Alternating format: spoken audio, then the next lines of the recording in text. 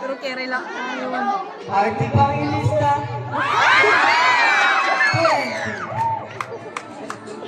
Ako po ay nag-iiwan ng isang kasabihan.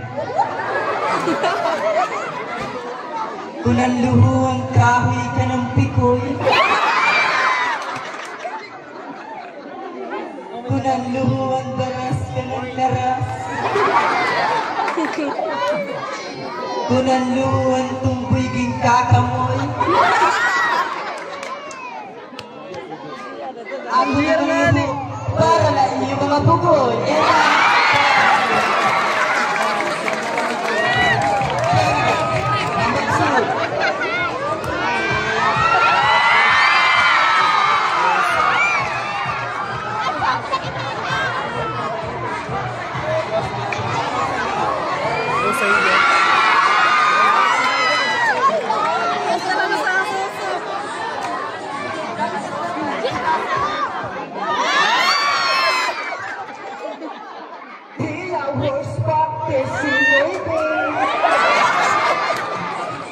Ako'y na nag-iwan ng isang kasabihan. Kung ang saging green, hilaw ito. Kung ang saging tulaw, hinog ito. Kung ang saging brown ng tagukun, ako nito.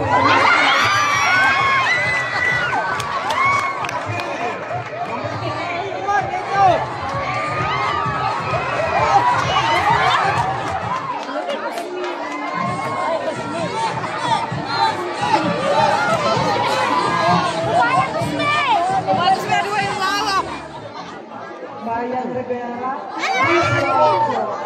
nag-iiwan ng isang kasabihan, kung ambon ay busan, kanang manok iton. Kung ambon ay butik-butikon, kanang pugo iton.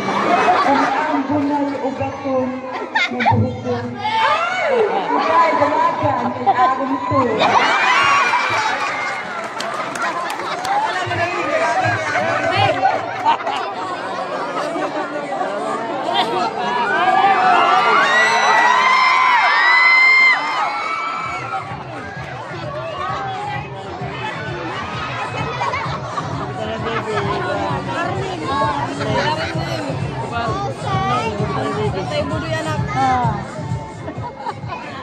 Nadine, los tres, 23.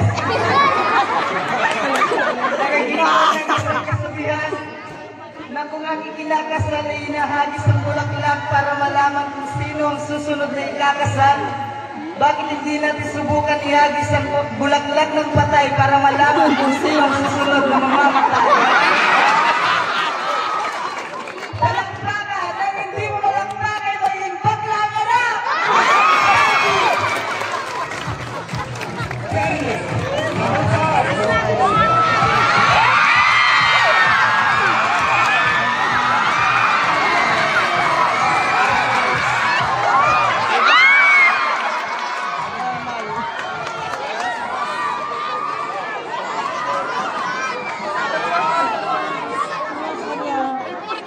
Sa Aralabati, 23, na nag-iiwan ng isang kasabihan, kung ang babae tinaguri ang arroz caldo, at ang lalaki naman tinaguri ang sampurado, at ang mga bakla naman tinaguri ang lugaw, at kayong mga tumboy tinaguri ang mami minger, inday, thank you!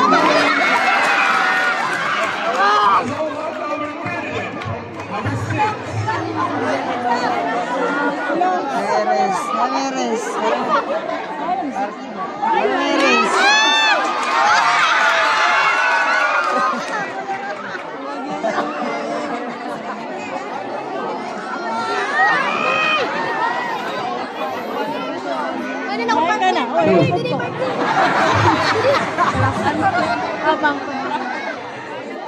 Manalo, 20 mono.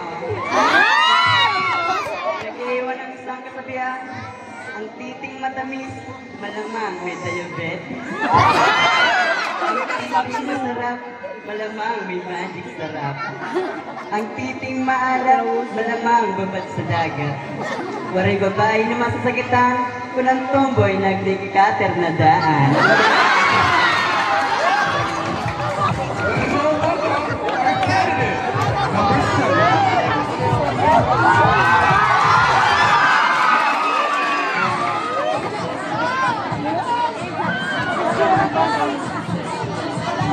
Bata. MG Locsin, 20.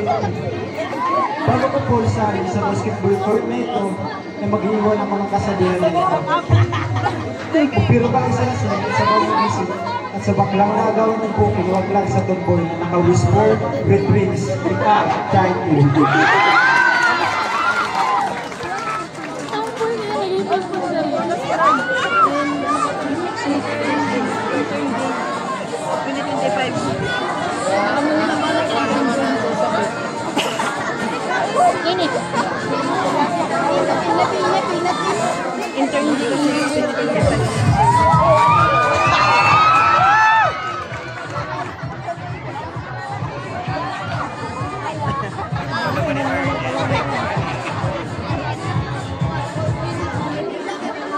Pero pag-exit ano? Bakit tayo mapasuka palakpakan?